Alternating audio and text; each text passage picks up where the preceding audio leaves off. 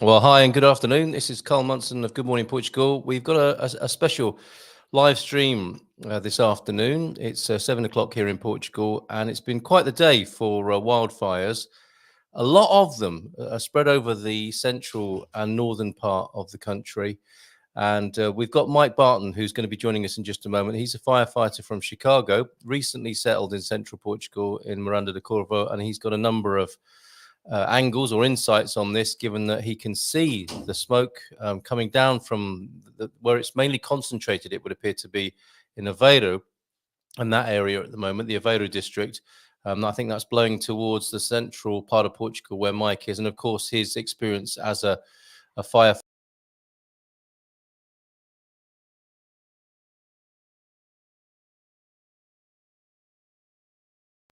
Oh, thank you for joining us. I think a bit flustered, quite frankly, this afternoon. It's been quite the day of fires here in Portugal, central and northern Portugal, and we've got special guest Mike Barton joining us in just a moment, who's recently arrived in Miranda de Corvo in central Portugal. He is an experienced firefighter of many years in Chicago, so he'll have a couple of angles to comment upon in actually he's a paramedic, isn't he? But we'll find out from Mike exactly what his professional insight is on this from two angles, as a new inhabitant here in Portugal, and from his work in the emergency services as well. So let's bring him onto the screen right now.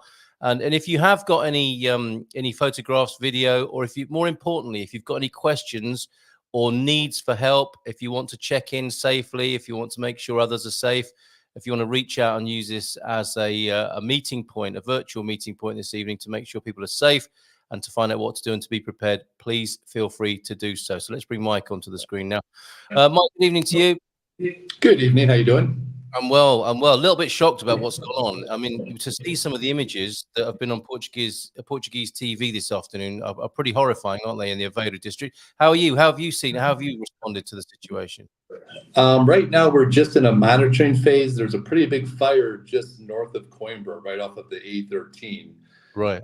And unfortunately, the wind right now, the last time I checked a few minutes ago, is blowing from the north to south. So that's blowing the flames and smoke basically due south. The big viral fire, the winds were initially blowing from the northeast, so kind of going from the northeast to the southwest. And I think if you look on the Fragos.pt app, you'll kind of see almost a line of fires that I think because of the smoke and all the ash, you're getting small spot fires that are being spread because of the wind. And unfortunately, probably because of lack of resources and the dry and windy conditions, those small fires are becoming big very quickly. They really have got their hands full, haven't they, the bombeiros here in Portugal? And that's what they're known as. If you're looking from outside of the country, the firefighters here, the largely volunteer firefighting forces, the bombeiros, and they tend to have a headquarters or a station in the larger towns, and they all support each other, and they'll be making their way across the country, I'm sure, from the east and the south to help their colleagues in central and the northwest, which, as you can see, Mike, from the image on the screen here, that's where the concentration is. That's what you've been talking about, right? That northwestern line there, really. If I zoom in a little bit, you can see that pattern there. And I think this line more to the east is probably higher ground, isn't it? Where the wind is catching, where the fire is being assisted by the breeze, I guess, at the top of the hills there. Correct. We call that a wind-driven fire. Right. A little bit of my background. I am both a firefighter and paramedic from Chicago. Oh, okay. Thank you for clarifying that. I'm retired. I'm a retired fire investigator, but I also retired as a shift commander, so I was more in the command role.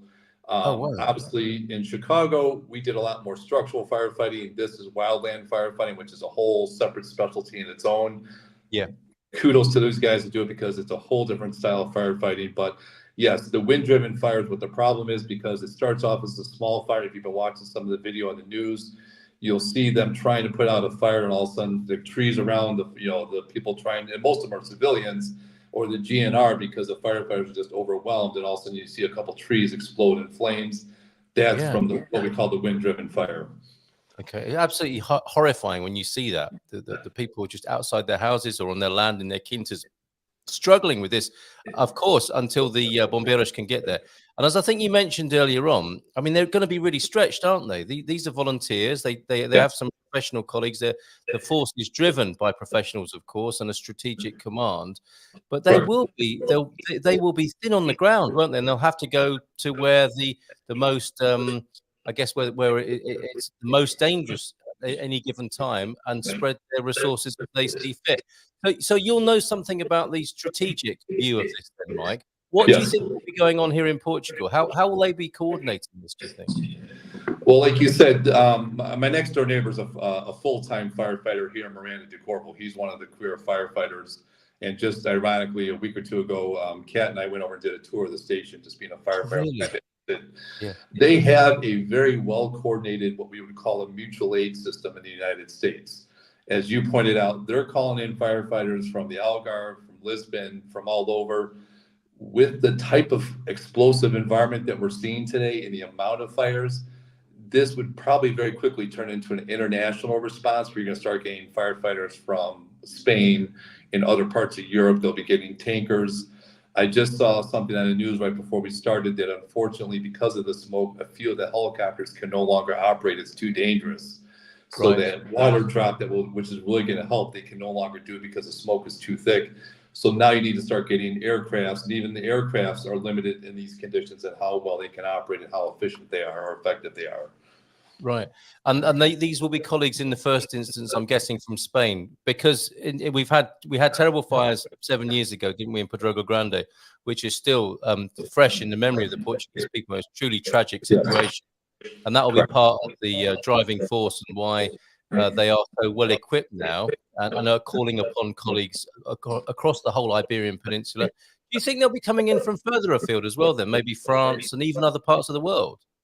It's very possible. I know in speaking to my neighbor when I was at the station, they actually sent over one of their incident commanders to Canada when Canada had those really severe wildland fires last summer. Right. So it's not uncommon for resources from all over the world to come and help, assist either with command functions, boots on the ground, aircraft. So if this continues to, burn out of control as it is, it would be very likely that they would be, requesting assets from outside of the Iberian Peninsula. Wow. Amazing. Okay, so so that people can get to the basics of this. What you need to look out for. Well, I mean, tell me if you agree with this. My advice to people is to be aware of what's going on, and then to be prepared in equal measure.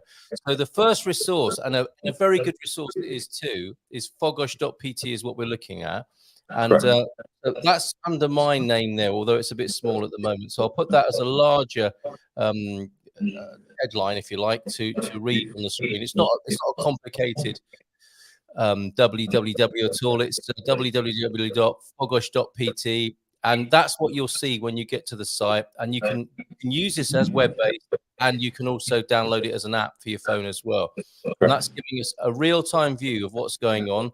And this was among the largest, I think, in the Aveiro district. This area here is the real problem at the moment. And this is where we're seeing terrible images on the TV. And so, for example, you'll see there, as I click on it, you've got 568 firefighters, 195 vehicles, and 3 aircraft in support there. And you think, Mike, that the wind conditions are too dangerous for sending some of the aircraft, or certainly the helicopters, up into the air? Yes. The smoke plays havoc on the propellers or the rotor blades of the helicopters. And same thing with the firefighting aircraft, and they don't usually operate at night. So with the sun going down, those unfortunate air resources are going to decrease as it gets dark. And if the smoke is as thick as it has been, that will limit their ability to get in there and really hit the hot spots where they need to drop the water. And like I said, I've already seen on the news where in one of the fires they had to cease helicopter operations because the smoke was too thick. Which must be just an awful feeling for the firefighters, but it has to be safety first, because they don't want more loss of life from occurring from that side of things, do they? Correct. And as we point out this morning, I know there was already one firefighter that died yesterday. It sounded more like a medical. Unfortunately, I did see that there was a female firefighter that sustained severe burns today already. Yikes. And they've reported some civilians getting burned. This is the type of fires you do not want to put out yourself. Unfortunately, I see more and more images on the TV of people running with buckets of water or like the garden hose. That amount of water is not going to do any good.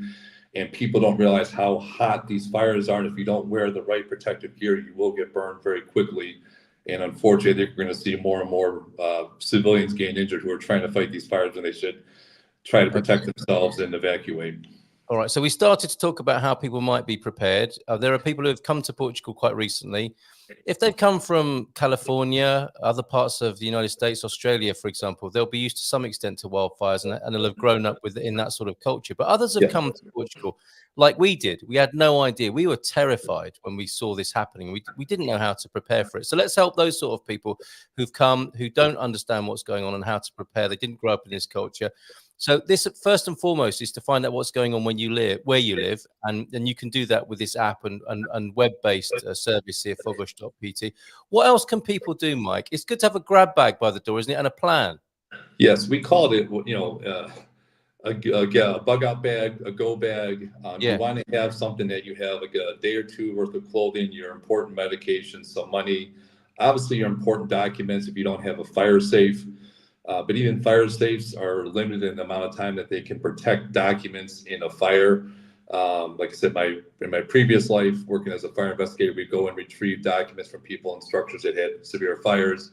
And unfortunately, a lot of times those documents were not protected from the water and the heat. It's a very short period. So get your passports, get your resident card, any important documents, birth certificates, have those in a file that's ready to go that you can grab that stuff and walk out the door. I would always recommend, especially, here in Portugal where, I think we're creatures of habit. I think it's safe to say that if you think about where you live, you go into your house one way and you leave your house one way. It's probably the most common way that you get to and from your house.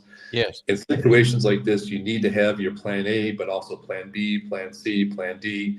Because like I think I texted you earlier, right now you cannot get north of Coimbra. Every roadway going to Coimbra has been shut down because of these fires. If your plan was to go north through Coimbra up into like Braga, you can't go that way right now. You'd have to go south. You'd have to go, east. And that's when you need plan B. Yes, plan B, plan C. Unfortunately, it's a little bit too late right now because of the conditions, but once this is done and over with, I would highly recommend people to have a plan in place, have emergency contacts so you can check in with either your neighbors or your family, just to let them know that you're safe, but also start driving around the area that you live in. So, okay, if this main road's blocked, how would I get out of Miranda do Corvo?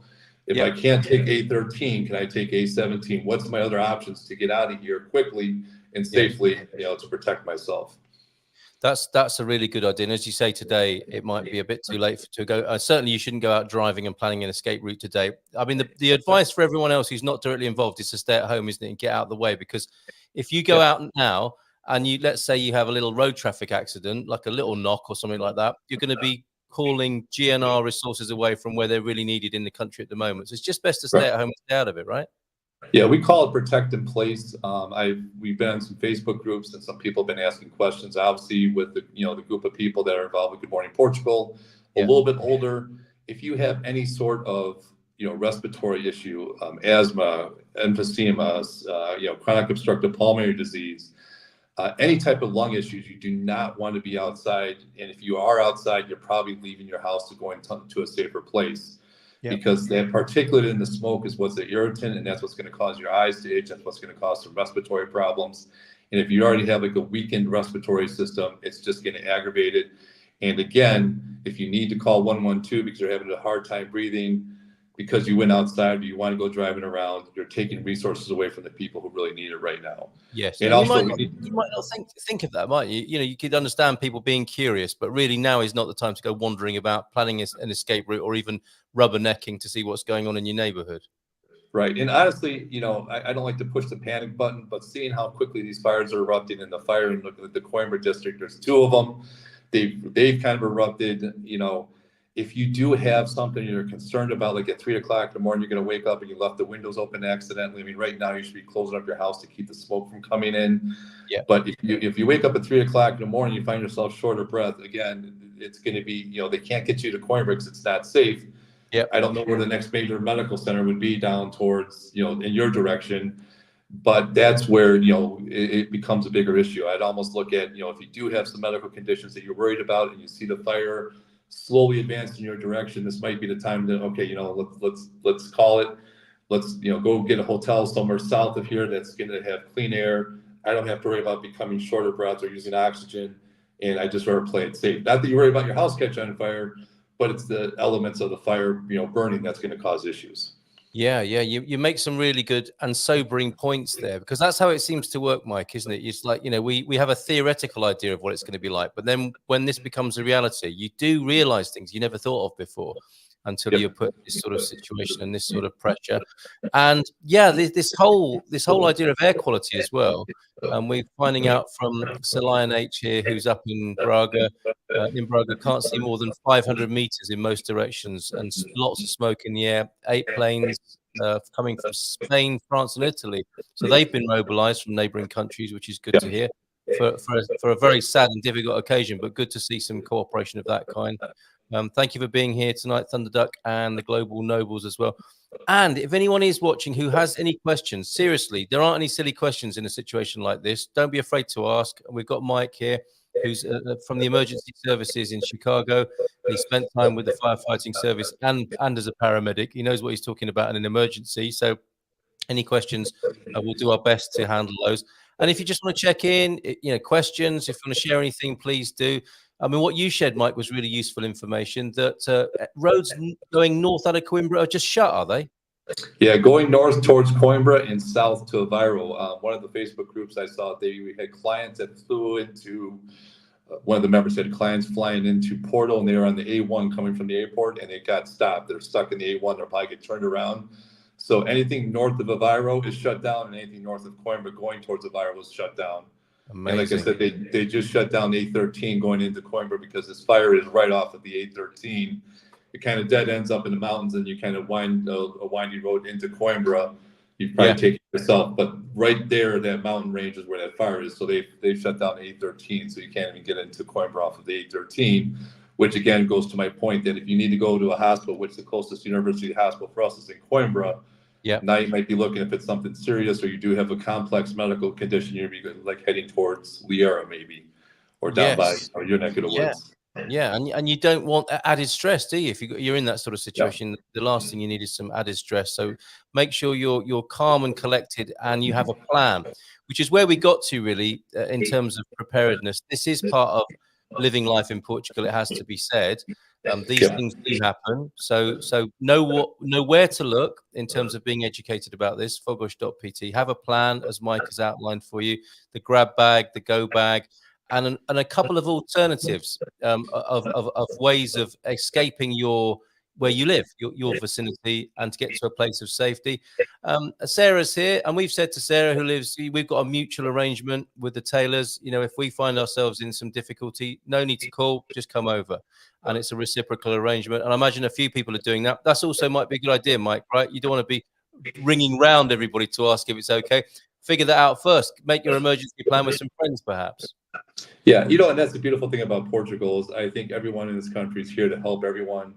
And if you were to knock on your neighbor's door and said, I need some help, I guarantee you 100% that they would do what they could to help you out. Yeah. But yes, have that, that network of friends you can call, family, develop a phone tree so you can check up on each other, especially if you know someone that does have some type of respiratory issue or who's on oxygen on a regular basis. These are the people you really need to be checking up on right now, to make sure that they're safe. And if they need any help, try to do what you can to safely get them the help they need. If that even means, driving them to another friend's house or a family member's house that's in the less, smoky area right now. I hadn't thought of that. That's a really, really good point that you're making there. And that's, of course, something we can do. Hopefully everybody who's watching this is safe and well. And we might be able to turn our attention towards other people who need help. They might need putting up for the night. They might need moving somewhere, evacuating, as you said. And also the firefighters themselves as well, Mike. What sort of help do you think the Bombeiros will need? Or should we just stay well away from them at the moment? I keep hearing they're appealing for bottled water, protein bars like you get like at Decathlon, or you can pick up at any of the grocery stores or food stores. Fruit, stuff to they say like personal hygiene, toothbrushes, toothpaste. A lot of times when you go out the door on a response, you don't know that you're going to be there for up here you could be probably gone for 2 or 3 days. they'll Yes. rotate crews, they'll give them, time to sleep and stuff, but they didn't bring their, their personal hygiene stuff with them in the engines. So anything like toothbrushes, eye wash, if you have eye wash, like I said, bottled water is huge because of the heat and, it's a smoke. A lot of that bottled water doesn't go in for hydration. It goes into washing out eyes and stuff from all the smoke and stuff. If you've been watching the coverage, you'll see some of the GNR guys kind of backing out from away from the fire, rubbing their eyes, blowing their noses. That's because of all the soot that's getting into their respiratory and their vision. So anything like that, if you contact your local Bombero, station, they will tell you if they need equipment or donations. And even if they're not, like if it's down by the Algarve or by Lisbon, all those donations will eventually work their way up to where it's needed up here. They'll have, caravans of, supplies going to the, the stations that are housing all the firemen. Okay, but don't take it to the front line, obviously. I mean, maybe it No. does go without saying, but just in case anyone is thinking of being helpful and driving it direct to the action, take it to the station, Take it not to the the station. front line.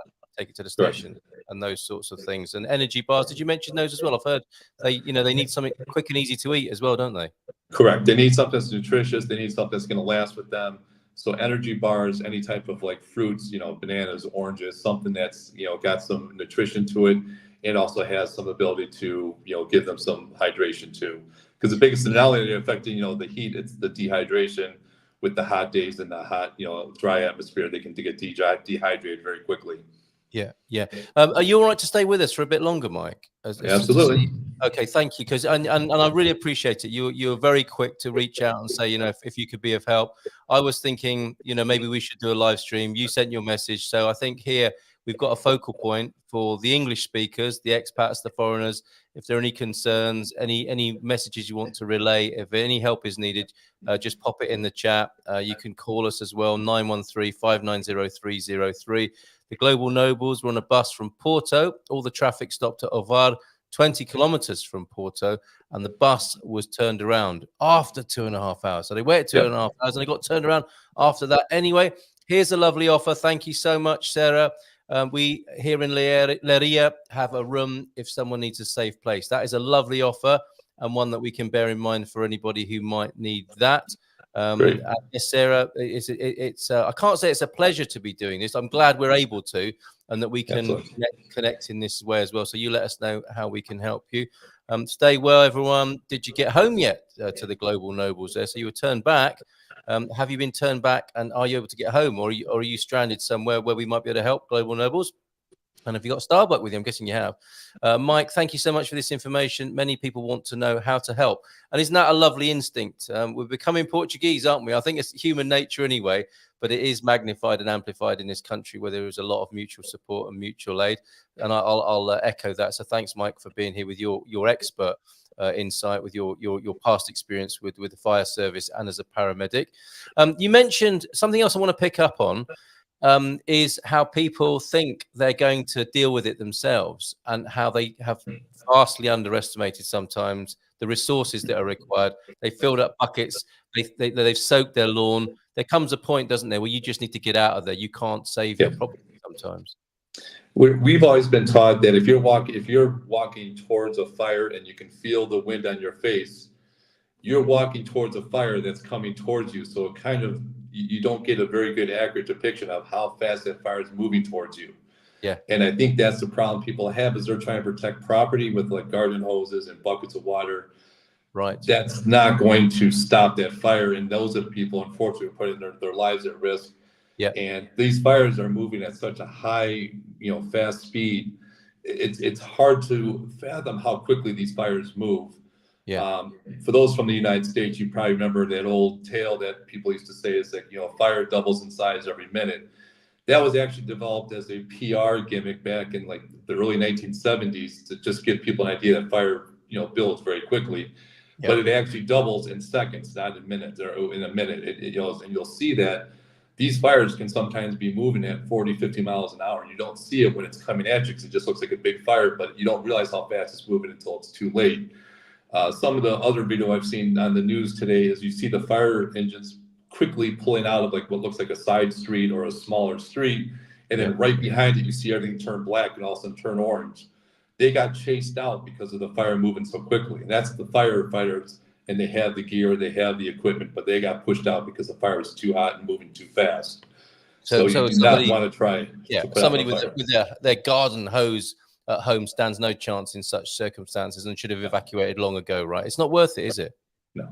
Unfortunately, it's hard because it's and I get this. I mean, this is the livelihood for a lot of people. Our next door neighbors are farmers. If they lost their olive patch or their olive garden and all their olive trees, I mean, that's their way of making a living. So I understand the desire to put that fire out, but it's not going to do any good if everyone that works in that farm is either dead or critically injured because they tried to stop a fire that wasn't going to be stopped with the wind. And wind-driven fires, especially for those from Northern California, is a very common occurrence. Those people from Los Angeles, you hear about that all the time. Wind-driven fires are the most scary type of fires to have, and unfortunately, those are the conditions we're kind of seeing today. Is with the wind and the extremely dry conditions, the fires are moving at a very rapid rate. And unfortunately, people need to understand when the fire burns and you see that smoke coming off the fire, that's incomplete combustion. Those particles are still technically on fire. They're just looking for enough oxygen. So when they're on that really thick smoke right off the top of the fire, they've kind of choked themselves out. But if they get further away from the fire and get more fresh oxygen, they can light up again. And that's where we're seeing a lot of these other fires starting either around one big fire or further down the wind stream. And these are, and it's again, it's like a poor choice of words, but these are perfect conditions, aren't they? At the moment, there's a dense heat at the moment. The ambient temperatures, it's been very warm over certain parts of Portugal.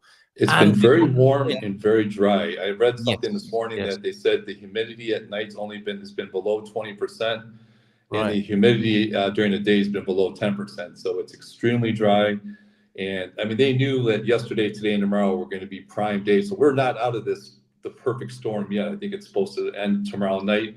But going in tomorrow with the hot day and these perfect circumstances, these fires can continue to burn or even start new fires. So we're not out of the woods yet, if you will. Right. And this is something to bear in mind for the future, isn't it? As you sense these same conditions coming in the future, as they inevitably will. These are climate patterns, aren't they? That this is a time to make sure you've got your grab bag and your go bag ready and you've got a plan, as we've been talking about earlier on. We have had some images sent in, and you can do that on WhatsApp 913-590-303.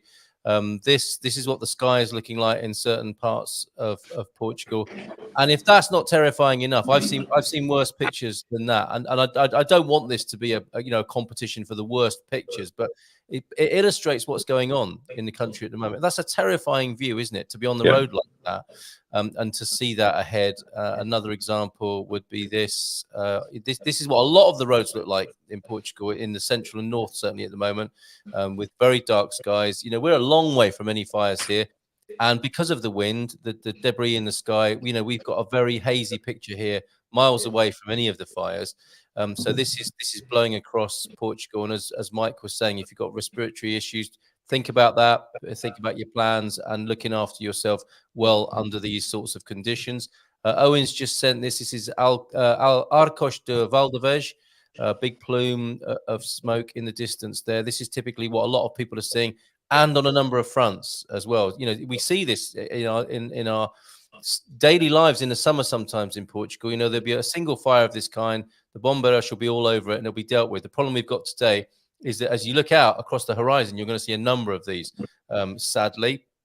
Matty sent pictures in earlier on. These are the helicopters which, as we were talking about before, Mike, have been grounded because of the wind. But this is the sort of firefighting equipment that we have here in Portugal, and more is on the way. This is a helicopter with a huge ball of water, and it just seems so feeble in a way, doesn't it? But it's the best that they've got available to them, and perhaps the most amount of water that can be taken to a particular scene, Mike. It's incredible, isn't it? The bravery, the courage and skill that these pilots are showing back and forth, all for hours on end, it seems, but filling up these big bags of water and then dropping them on over and above the fire. Correct. It's incredible. These guys are extremely skilled, they're extremely trained. The pilots are, they're heroes because they're getting to this, the spots that the firefighters just cannot get to. Okay. Unfortunately, these fires are not on flat land. They're up in the mountains. It's very steep terrain. And with the smoke, sometimes it's just physically impossible for those firefighters not to, get through that smoke to get to the scene of the fire. that's where these pilots come in and become really the, the heroes of the day, because they're able to drop, large amounts of water on, fast moving fire to try to keep it in check.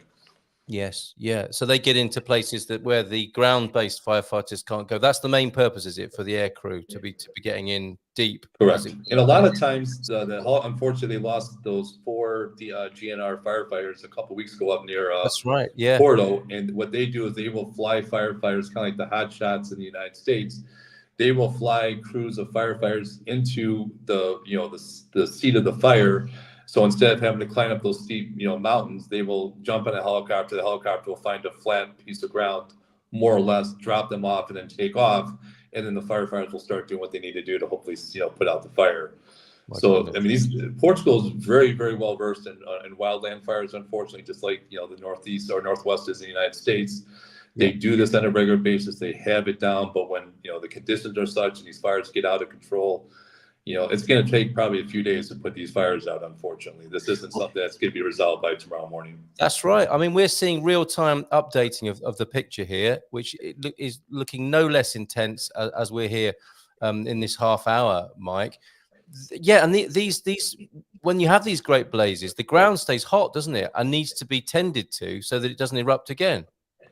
And a lot of times that's the problem, is that, you look at the big fires in the trees and those look, those are the ones that everyone looks at, but it's the fire on the ground that can do a lot of damage, because that's all that dry, mulch and stuff. So you could actually be stepping on top of fire and not realize it. So that's why I see a lot of times you'll see those, wildland firefighters digging trenches, because they're trying to encircle the fire so they can create a fire break, but they're also looking for unseen fire in the ground or under the ground. It's burning and all that, like, layers and layers of dry, mulch and trees and, branches that have fallen over the years. Yes. It becomes a tinderbox, and that's, they're looking for that stuff too, to try to make sure, they don't walk away and, rekindles, which happens a lot. I see. Yes. So yeah, with the lack of humidity, that stuff has become quite dry and can be holding on to a sort of thermal mass beneath the surface. Okay.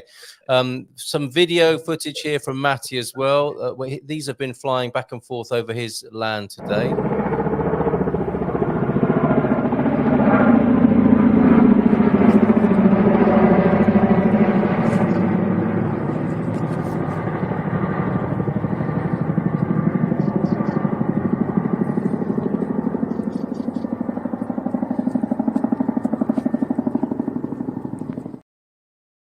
So it's pretty obvious what's going on there. They'll be pulling water out of a reservoir, barragem, here in Portugal, big water storage reservoir, perhaps.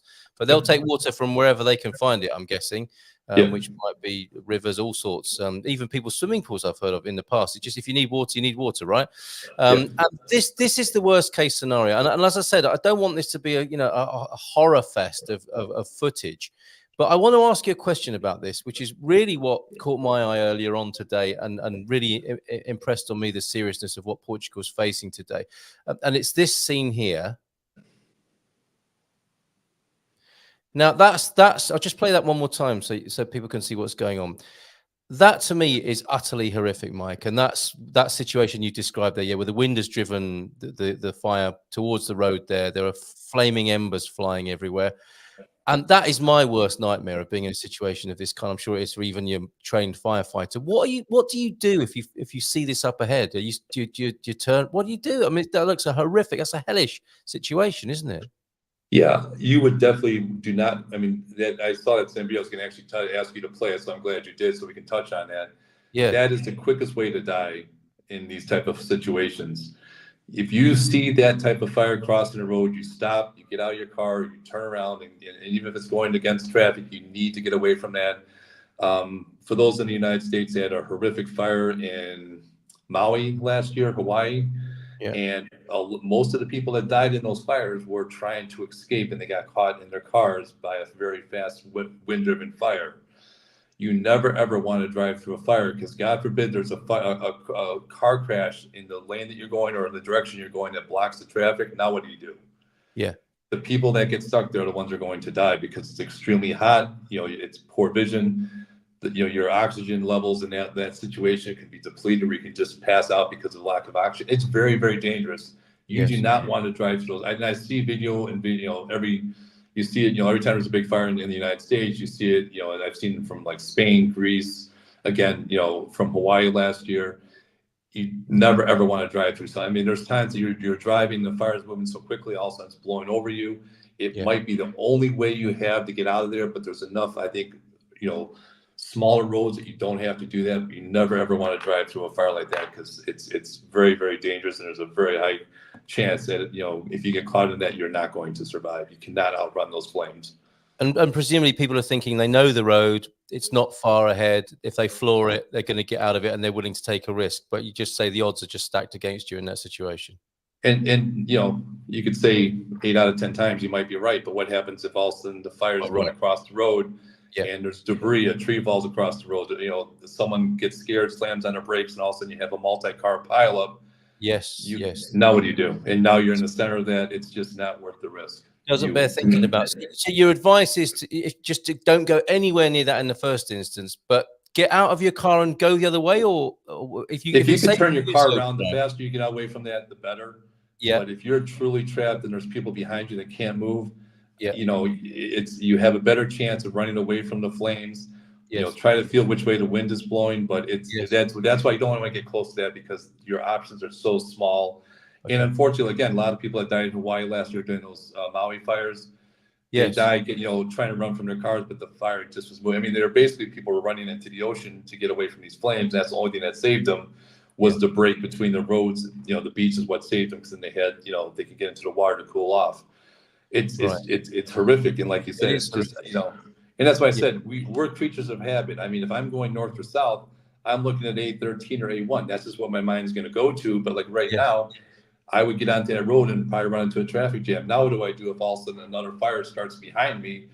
Now I'm trapped. That's just, you're better off finding another alternative route than going the way that you feel that the best, or might be what you would deem the quickest.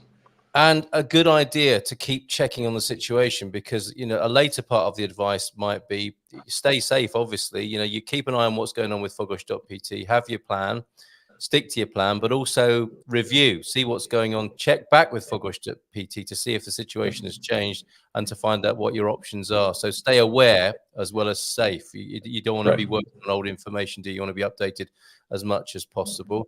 Viv saying the windsocks there were standing straight out. So that gives you an idea of the wind, the intensity of the wind, which was blowing up the fire, of course, there, and why things appear to have got so out of hand there, fire-wise. Yes, the Global Nobles, thankfully, back in Porto, and suggest that's a good point as well. So with what's going on the roads, there's this crazy toilet paper thing with human beings, isn't there? There's an emergency of some kind, and suddenly there's a run on toilet paper, so to speak. People do get the urge to go out and stock up. Supply chains will be a bit disturbed. It might have been better to have these 3 days of food just in case all the time, right? In a country of this kind with these sorts of conditions, rather than try and go out shopping now. Well, absolutely. And I think, like, coming from the United States, coming from Chicago, we dealt with tornadoes, which are, a sudden blow up, blows through and it's over. People in the Northwest, they're very used to like earthquakes and, wildland fires. People down by the Southeast, Florida, the Gulf of Mexico, they're used to hurricanes. The other thing you also have to always keep in mind too is make sure you have a way to produce light, a flashlight, fresh batteries, because if these fires get up in the mountains and burn these main power lines that go from these substations into your neighborhood, you could potentially lose power too. So it's always a good idea to have something, a couple flashlights laying around. I really wouldn't advise having candles, but something that if you do lose power, you can at least have light at night. Yes. Okay. Let's just cover that grab bag again and see what other suggestions people have got. So you were saying your most important documents, like your passport, your residency card, driving license, maybe, which you might have nearby and on you at the best of times anyway. Your phone, if possible, and a means of charging it, perhaps a battery pack. But keep these in mind and in a place where you can grab them quickly. You don't want to be losing vital minutes, do you, scrabbling this stuff together? So change of clothing, your toothbrush, the basics, right, Mike, or a duplicate set near the door to go with. Yeah. Okay. And we always hear, like, and I think if you're given a order to evacuate, we see this a lot in the Gulf states and like the southeastern hurricanes. people are like, no, it's okay. I'm used to this. I'll wait it out. I'll be fine. And unfortunately, these are the people at, the height of the storm that are calling 911 for help. And they're like, look, we can't even get out of our station, much less get to your location to help you. And that's what you have to remember. They're given an evacuation order for a reason. If someone tells you to evacuate, you evacuate. You don't wait around and see what's going to happen, because if you wait around, it might be too late to get out safely. Yeah. And that just, again, now they have to come and rescue you and take the efforts of putting the fire away to come and get you and move you to safety. And then they can go back to putting the fires out. Yeah, for sure. Barrett, good evening to you. Olabono, it seems like there are fires not far from us. That's been the case for the last few days, Barrett. I was over your way in Visio over on Friday and Saturday, and there had been fires in the distance in the Serra da Estrela, and it's culminated in this with the conditions that we've got. So you stay safe there, Barrett. We have had an offer from Sarah in Leria.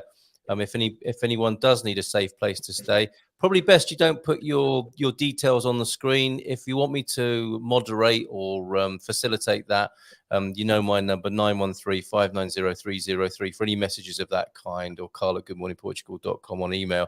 I'll make sure that people are connected if they need to be, of course. And thanks again for that offer, Sarah, there as well. And Barrack, you stay safe there. And I'm guessing, as we've indicated so far, you've got your eyes firmly on and are updating fogwash.pt on a regular basis. There is IPMA as well, which I'll come back to, because I think that's a good resource too. If we have got a live feed of Portuguese TV, I can put that on the screen with us. But I've looked at SIC and also I think it was RTP, and the Price is Right is still on RTP1 at the moment. Maybe they'll have a news bulletin on the hour. But if Solion H, you've got a news feed that you can suggest, send me that link and I'll pop that onto the screen so that we can see that simultaneously as well. But TV seems to be saying that there have been 2 fatalities in Albergaria, Avelia, which is where the real epicenter of the worst fires have been today in the Aveiro district, and 5 are in hospital there. It's always horrible to hear of these sorts of statistics. It's 28 degrees with 14% humidity, says Barrack, where you are, Travanca Way. Very low, and those are the conditions we don't want, right? So, Mike, the low humidity like that, high winds, right, and a high temperature. And luckily the temperature is decreasing with the sun going down. We're going to get a little bit more humidity overnight, which will hopefully allow the firefighters to get a little bit, a better foothold of what they're doing and putting these fires out. Just going back to the app, if you can, if you look at the app as it is right now, just so what people know is the red circles are going to be active fires. There are green circles, which means the fire's probably been out and they're actually just kind of doing what they call like a vigilance, which means they're just keeping an eye in that area to make sure it doesn't restart. If you see the orange circles, those are all reported fires. And if you click on a lot of those orange circles, they've been reported 3 or 4 hours ago and there's been no updates. The reason it is that, by law, they have to, acknowledge that there's been a 112 call reporting a fire, but that could mean they just do not have resources to get over there to look at that fire. That's why it hasn't turned, red or green, or I think gray means the fire it's in resolution. The fire's been put out. Well, let's have a look at that. Yeah. I mean, as you say there, I've clicked on that orange there, and they've got 48 personnel, 12 vehicles, and an aircraft there, but no update on what's actually going. So we're waiting for an update. That means, the Correct. Orange. Right. Okay. And a lot of times that means they're waiting for confirmation that the fire is active. It was a false alarm, so they'll put it in conclusion to close out that what we call tickets. Yeah. Or they just haven't gotten there yet because they've assigned an engine, and now that those engines could be coming from southern Portugal and just haven't made their way up here yet. Right. So they may, even though they're coming from Lisbon, they may already have an assignment somewhere in central and northern Portugal, but it's going to take them an hour and 45 minutes to 2.5 hours to get to that scene to confirm.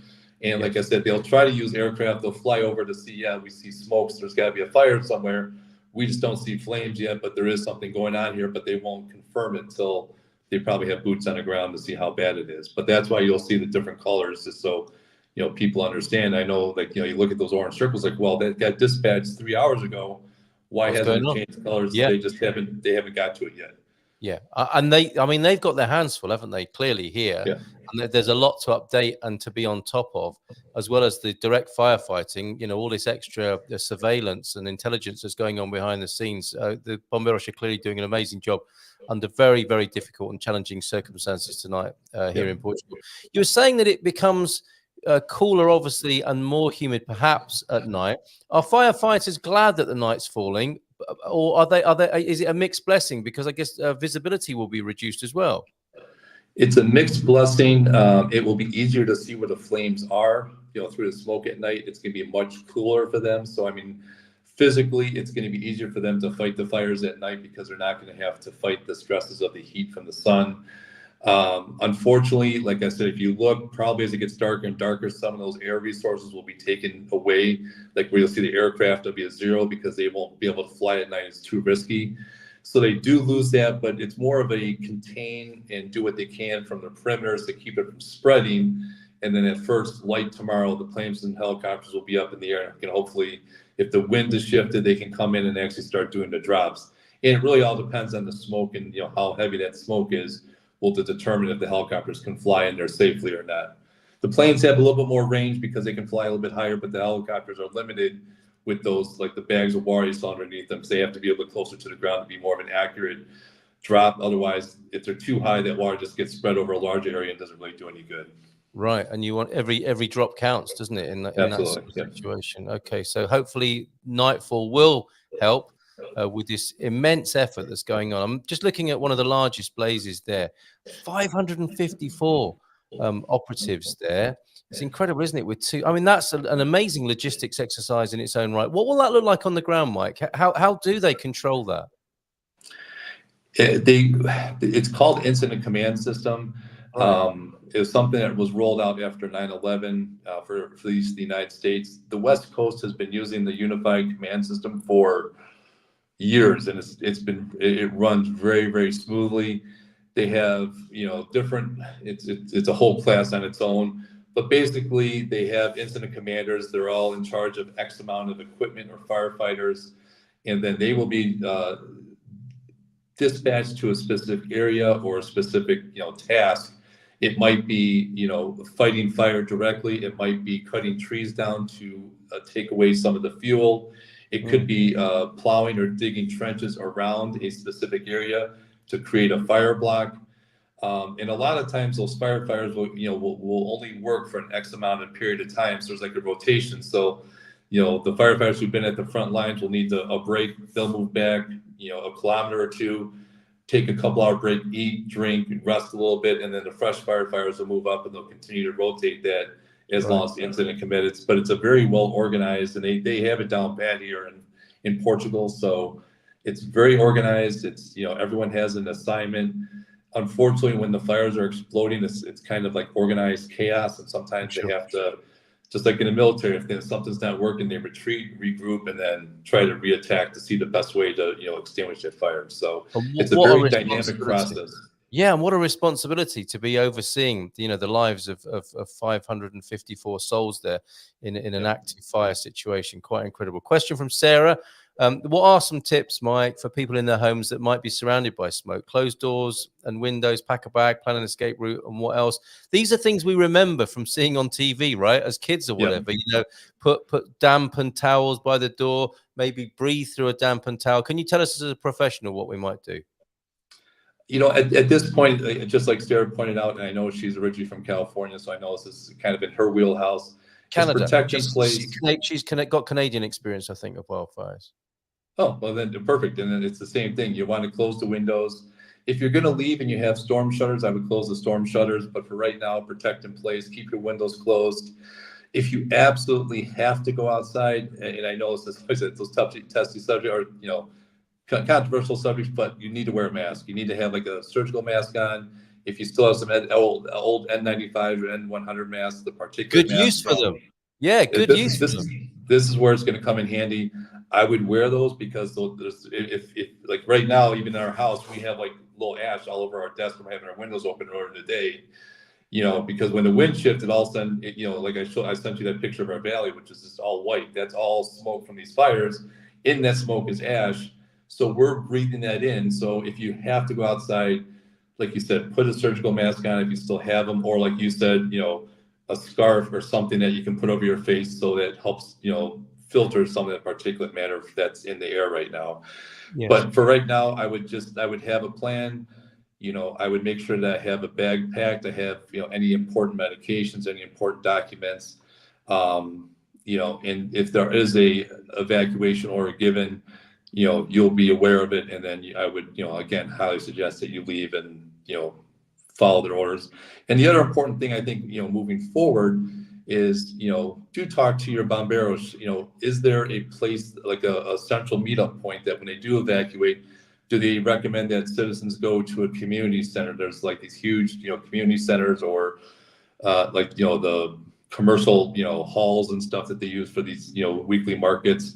Is that the place that people want to go, or will they tell you just, something to think about for the, unfortunately, next time this will happen? It's not may or if, it's when it happens again. That's a really good point, isn't it? And there probably is within the procedures of any locality a public meeting point for an emergency of this kind. You might not know it if you've recently arrived in the area, so it's worth knowing that for the future.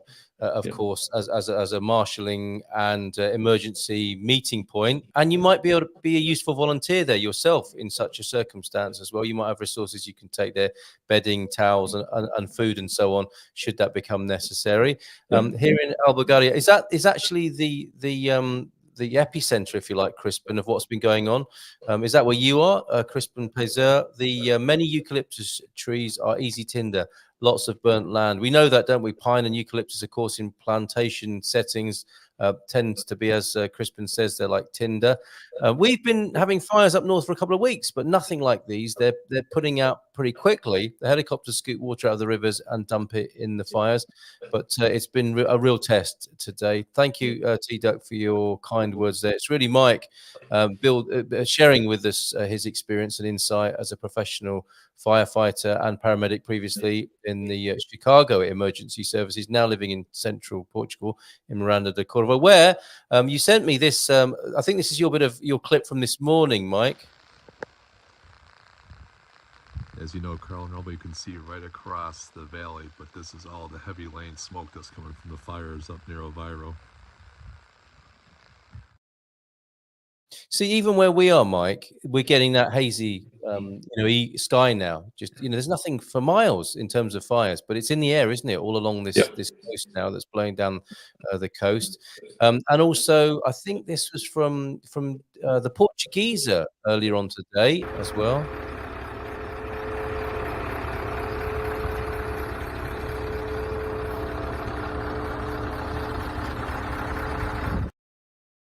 Well, that's grim and sadly quite a familiar picture for a lot of people in Portugal at the moment. Back to comments then. Cars can't see you coming and your engine can cut out due to lack of oxygen. This was talking about driving on the motorways, and the bomberos are absolute heroes. That must be, we can't say that enough really tonight, can we? Or at any time of the year for that matter.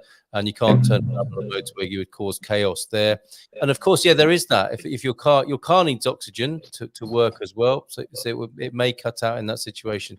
So don't find yourself in that position. You have no choice. Miss the main motorway to Lisbon. Please don't drive the other way on a motorway. You'll cause a pile up and kill people, says Pete. Fair comment. That was the A1. They will close the roads, and they have done, of course. You were telling us about that. I think there are still a number of closures in operation. And they'll review again in the morning, right, Mike? When the light comes, that'll be a chance to review what's going on and get a clearer picture of what's happening.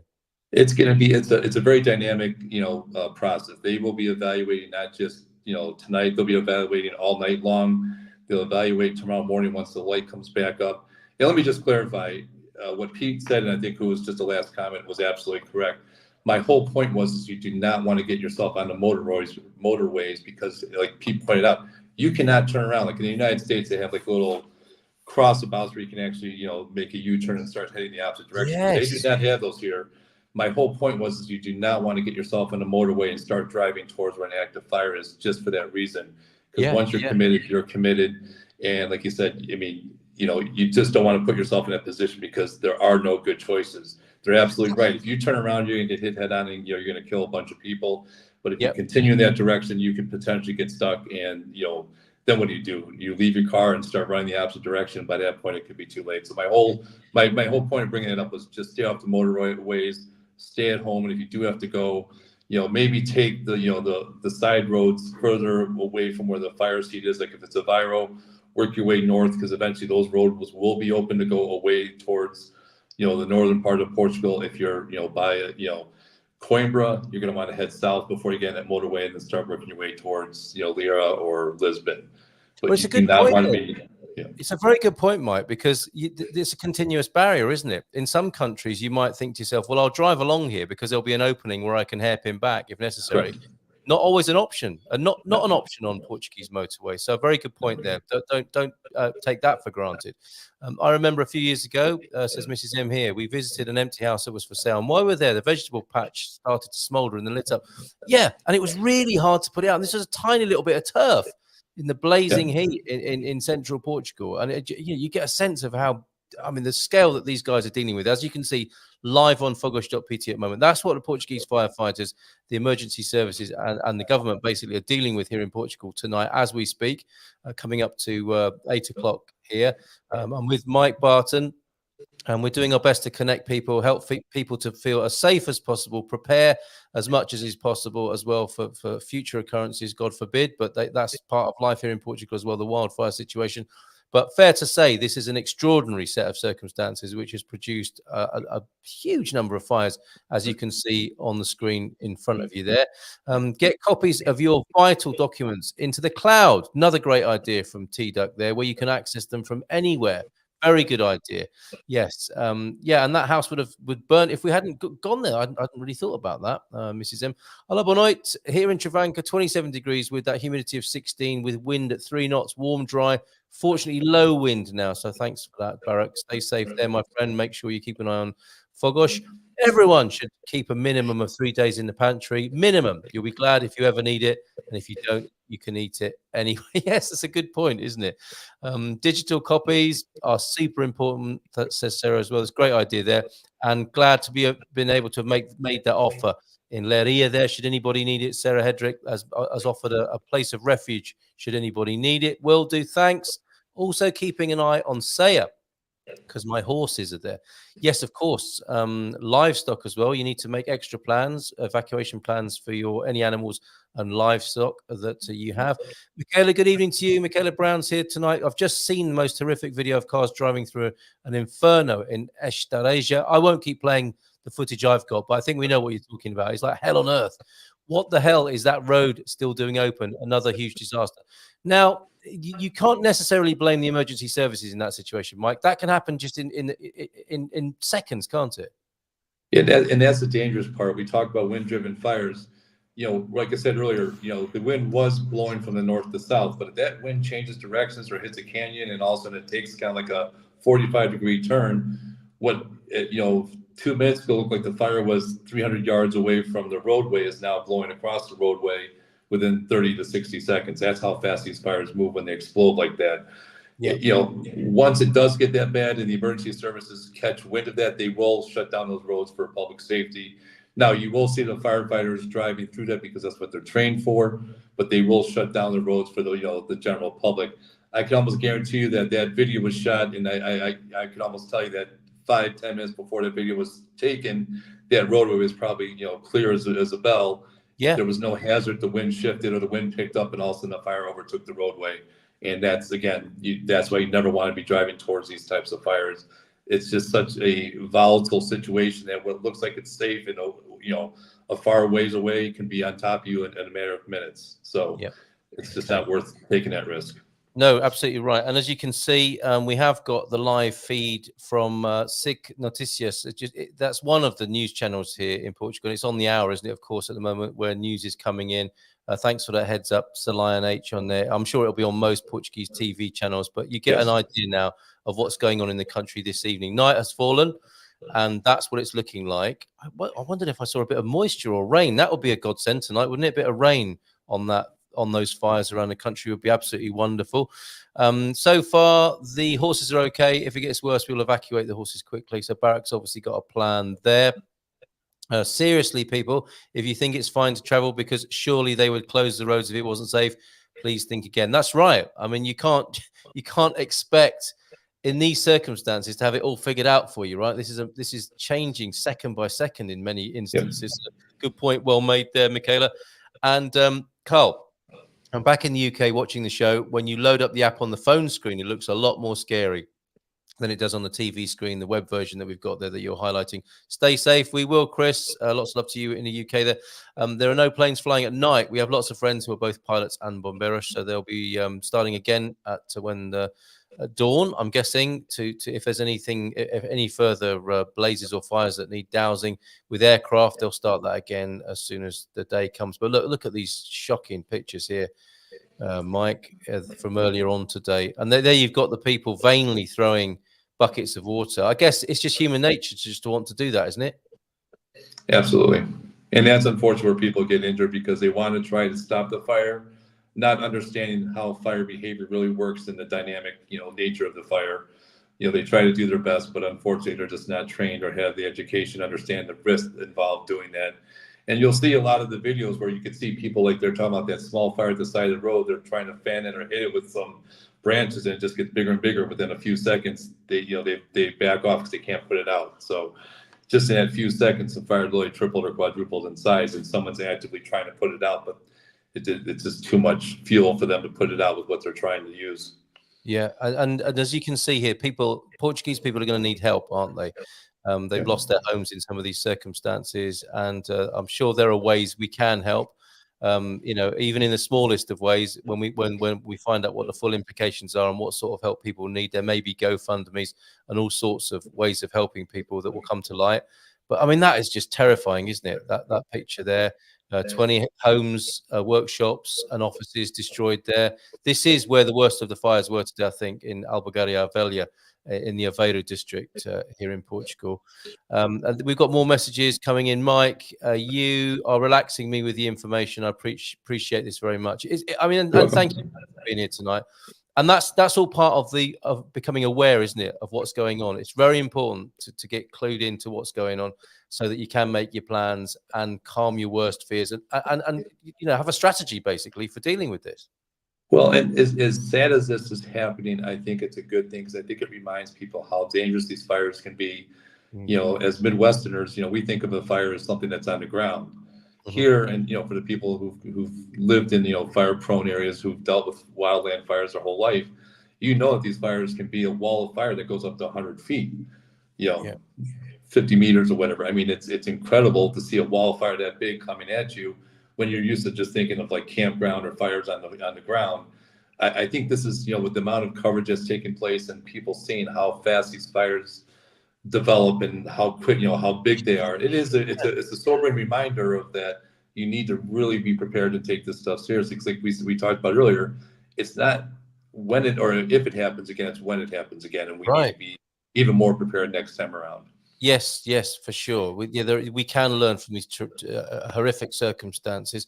A question here, Lion H and other Portuguese people watching, you might be able to help us with this. I don't know the answer to this. Is there a website to see the condition of the highways, if they are open or closed? I'm sure there is. If you go to the Fogus website, yep, and you click on one of the fires at the bottom of that information tab, I'll see if I can pull it up for you real quick. Good on you. Okay. You can share from your end as well if you feel able and willing to do that. There is a lot of information on there, isn't there? If you click on one of the red dots, yep, and scroll all the way to the bottom, which I know it's gonna be hard to see, text there is all the roads that are closed. Oh, excellent. All right, there you go. There's your question answered. I think that's more on the app than it might be on I'm not sure about the website, but this is a website that you can go to. You got the app, but they also have the website. If you go to the website, fogos.pt, you'll get that same type of map that we were just looking at with all the red circles and stuff. Yes. If you click on one of those red circles, it will list at the very bottom where all the what roads are open and closed at this moment. Okay, very good. Good to know. TDuck also offering help. You can use Google Maps and turn on the traffic layer. It's usually pretty good. Yep. Waze, I think, would probably be quite good as well. You can usually identify closures from stopped traffic. Very good. Google Maps does update road closures with the fires, but watch out for how old the information is to the Global Nobles, who is Absolutely as well. Carl, I sent you a screenshot from Google Maps that shows the current closures. Nice one, TDuck. I will put that. Oh, excellent. That's really good to know. And so there's a solution that we found between us there. I'm just popping that onto the screen now. Thank you very much for that, T-Duck. And there's a solution for you there, Global Nobles. There it is right there. Whilst we're waiting for that to load, this is an earlier image as well. These are some of the images that were going into X, Twitter, I'm guessing. The sky over Aveiro, there were some truly horrific, dramatically horrific shots from that part of the country earlier on. And here is the screenshot. Thanks, T-Duck, for that. Road closures updated live. And that's the picture you were telling us about, wasn't it? So yeah, north of Coimbra. You forget it. Don't just stay at home. Don't be going anywhere near the A1 this evening. Let them get on with what they need to do. Stay home, stay safe, everybody. And we've also let's. I mean, these pictures from the Portuguese TV are just horrific, aren't they? So clearly, strong wind making it more difficult to fight the flames. That's the picture it would appear from the ground. Then, Mike, the weather isn't letting up. There isn't rain. The wind just driving the flames across the countryside by the look of it. Yes, unfortunately. Yeah. Okay. We've got more people joining us tonight. If you have any offers of help, if you need help, more importantly, make yourself known to us, and we'll do our best to help you in this community of Good Morning Portugal and foreigners, expats, immigrants here in Portugal. We have to go to Coimbra tomorrow for a doctor's appointment suggestions. That's probably going to be best to stay away, right, Mike? I would, yes. There's a very good chance that depending on how bad the fire gets and how many victims, the hospital could just go into like what they call disaster mode. Yeah. And that is, all, medical staff go towards like the emergency, or I guess what do you call it, A&E in England. They'll take a lot of staff from the floors to try to help the patients coming in. Again, these could be patients who have received burns. They can receive they have ash or like the byproducts of the smoke in their eyes. It could be respiratory issues. And that's one thing I will stress is if you do feel like you're getting shortness of breath, if you're starting to have chest pain because you are getting short of breath, call 112 immediately. Do not hesitate in calling. They have plenty of resources, ambulances and stuff. So do not call thinking, oh, I don't want to burden emergency services.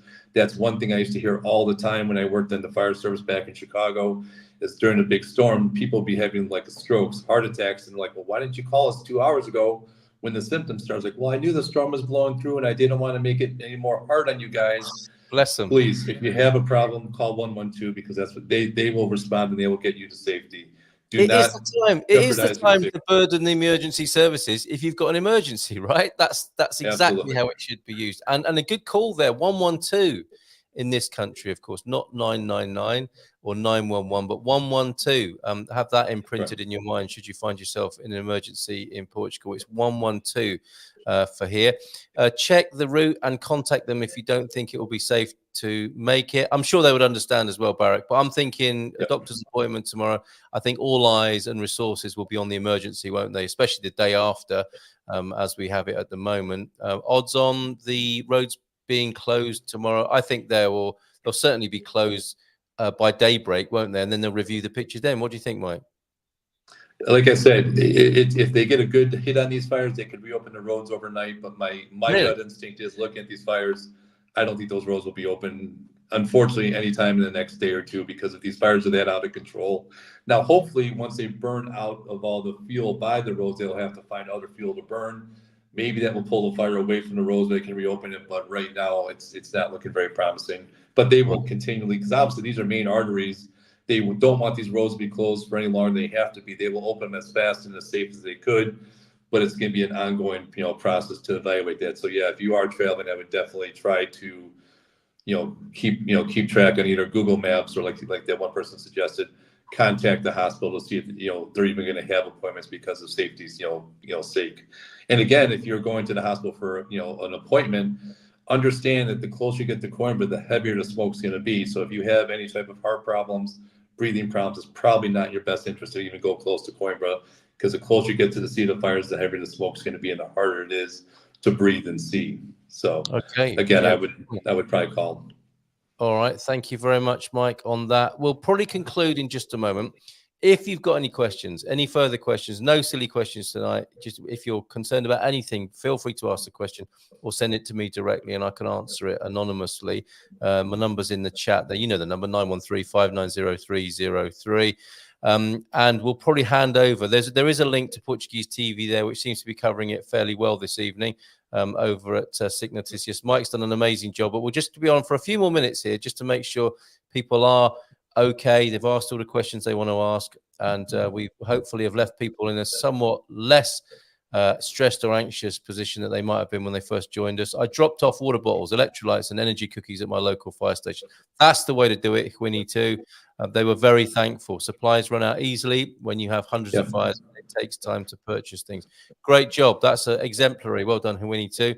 Let's just hope that the fires don't become cumulonimbus like 2017, sucking fiery winds back down. Yeah, that was a horrible set of circumstances where, as Mike described, a lot of people perished in their vehicles trying to escape the scene there. That's another horrific scene there, isn't it? And look, right down to just bushwhacking, basically trying to calm the flames down there in that part of Portugal that we're seeing on the screen. Yeah, and my number, if you do want to take Sarah up on that offer, if you have need, this is a fast-changing situation. I'll do my best to coordinate here. So 913-590-303. That's the number for Good Morning Portugal anyway, and we can coordinate, facilitate, and connect people should you have a concern. If you're on your own, for example, and you're really worried you don't know how to reach to, give us a buzz on that, and we'll see what we can do for you. Any concluding comments, Mike? You've done an amazing job tonight. Thank you so much for your offer. Thank you for being here tonight. It's been very reassuring. What might be your concluding words tonight?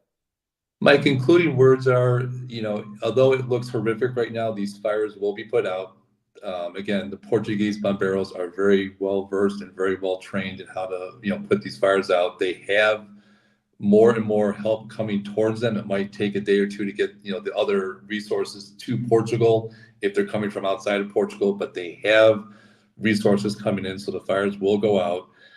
Again, if you're able to drop off, bottled water, if you're able to drop off toiletries, if you're able to drop off, cookies, Powerade, any type of, food, that would be great. But I also highly recommend that once this is all done and over with, to go by your local bombero station, say thank you to the crews, drop off cookies, drop off. I mean, because these guys are, they work their butt off and they should get that recognition. Yeah. And, still, even though once the fire's out, continue to drop bottled water off at the stations because it's going to go into stores. So when there's another big fire, they already have that surplus of water. And the only other thing I would highly recommend is if you have the ability in the near, next couple weeks to the next couple months, if you have the ability to donate blood, because, when people do get burned, they need, the plasma, they need the blood products. And just like everywhere in the world, blood is in extreme shortage. So I know the Miranda de Corvo Firehouse is doing a blood drive at the end of the month. Unfortunately, we're going to be back in Chicago. But, look around and see if they are doing, a lot of times after these big events, they do blood drives. That's another huge thing you can do, which is it's free and it makes a huge difference to the people who need the blood. Great. Thanks, Mike. Just one more resource that I forgot to mention earlier on. Please make sure you know where fogosh.pt is. Have it on your PC or better still on your app so you've got it on your mobile device, downloadable from Apple and the Google equivalent, Google Play. And I'm sorry, real quick, Carl. The nice thing about that Fogosh app is that when you put in your location, it will automatically notify you if there's a fire close by. Fantastic. So being in Miranda de Corvo, if there's anything like in our area, like Miranda de Corvo, Lusaw, we will get notified of the dispatch. So if there's something immediately in your area, you're going to receive that dispatch notification, and then you can click on that circle, and they'll tell you if the fire is an active fire, if it's already in conclusion. So that's another great resource because you'll be notified when the dispatch is close to you. Is that a text notification or a sound notification, Mike? It's a text notification. I usually don't have my sound up, but it'll pop up as like a notification. It'll say Fogos, and then it'll say like Miranda de Corvo with like the GPS coordinates or where they're roughly at. The fire that I sent you from Friday that was in Samid, the reason I saw that was I got the notification. I walked out my back, patio, and I could see the smoke rising. That's the video I sent you Friday. Oh, right. But I was originally notified of that fire. We heard the siren go off from the firehouse, and I got the notification almost immediately. And I was like, "Oh, that's got to be a big fire." And then sure enough, we looked out our back pan, you could see the smoke billowing up from the mountainside. Scary stuff. Wow. Okay. When he's asking you where to donate blood, I mean, if you go to your local hospital, they'll probably be able to point you in the right direction, can't they? Yeah, I know. Like if you talk to your Bombero station, they'll usually can point you in the right directions. A lot of times they will hold blood drives, but hospitals, I'm pretty sure that, and I've seen ambulances that have the Red Cross on it. So I know the Red Cross is here. The Red Cross in the United States is, runs a lot of blood drives. But yeah, if you call like your local hospital or local Bomberos, as long as it's not one of the stations closer to where the fires are, they'll be able to tell you where you can donate blood and, get you, put in touch with the right people. Right. Okay. Excellent. And if you want to really get, oh yeah, Huini's been getting that. If you really want to get ahead of this, the screen that I'm showing you now is IPMA, which is Portugal's meteorological resource center. It's an incredible resource. And this is their particular page. I mean, there's stuff for agriculture, the seas, the climate, earthquakes as well. It's there for every kind of emergency and circumstance that a country might go through. But you'll see here, that's the current situation. The purplish color is the parts of Portugal that are on maximum alert, and even the orange parts are elevated alert. So pretty much all of Portugal is ranging from elevated to maximum alert, and you can see a lot of purple on the screen there in the north, central and north of Portugal. Yeah. And that's where where it's been at its worst, obviously, today. And that will tell you, if you go to that a link that I've put on the screen, that tells you the picture and what they're expecting, what they're anticipating. So there is that as well. And just remember, tomorrow is supposed to be as dangerous as it was today for fire, potential. Is that right, Mike? We're not out of the woods. It's unfortunately the conditions are going to be just as bad tomorrow with the, extreme high risk of fires. So, and another thing is, if you are looking out or you happen to be driving around and you see like smoke billowing up from the, a hillside, call 112 and report it right away, because the sooner they can get on top of those fires, they are able to put them out very quickly. But you have to report, even if you see something, say something type that mentality. Yep, so don't be afraid to call 112 just to make sure that isn't a fire that's going to get out of control. You see what happens when they get out. Excellent advice there, Mike. Thanks for being here. And we've got another image from Owen. This is tonight's sunset, which of course is coloured by smoke in the sky. It's like strangely beautiful, but I guess that's a poignant note to end on. And however you wish to send good intentions, prayers, good thoughts, positive vibes, however you see it, to the Bomberos and anybody who's working at the front line of this, this might be a moment to do that as we look at the sunset this evening here in Portugal, and look forward to, I hope, a better day tomorrow here in Portugal. Thank you for being here tonight. 913-590-303, the number if you need continued help. And thanks again to Mike, and thanks everyone for checking in and being here tonight. Thank you, Mike. No problem. Thank you for having me.